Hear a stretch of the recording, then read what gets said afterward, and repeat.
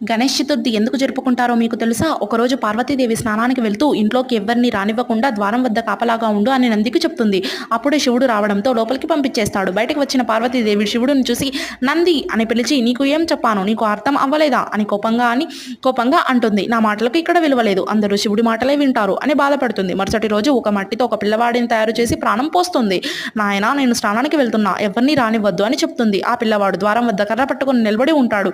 అప్పుడు శివుడు వస్తాడు. ఎన్నిసార్లు అడిగినా ఆ పిల్లవాడు లోపలికి రానివ్వడు. నా ఇంట్లోకి నా భార్య దగ్గరికి వెళ్ళడానికి అడ్డు నిలబడతావా అని శివుడు కోపం వచ్చి తన త్రిశూలాన్ని విసిరి ఆ పిల్లవాడి తలని వేరు చేస్తాడు. పార్వతీదేవి బయటకు వచ్చి కోపంతో బాధపడుతూ చాలా అరుస్తూ ఉంటుంది. ఆ అరుపులకు విశ్వం మొత్తం దద్దరిల్లిపోతుంది. బ్రహ్మదేవుడు మరియు విష్ణువు అక్కడికి వచ్చి దీనిని నువ్వే సరిచేయాలని శివుడితో అంటారు. శివుడు ఉత్తర దిక్కుగా వెళ్ళి మొదట కనబడిన ఏనుగు చంపి ఏనుగు తలను తీసుకొచ్చి పిల్లవాడికి పెడతాడు. గణేశుడు అని నామకరణం చేస్తాడు. అందరికీ వినాయక చవితి శుభాకాంక్షలు. జై బోలో గణేష్ మహారాజ్ కి జై. అందరూ జై గణపతి బొప్ప మోరియా.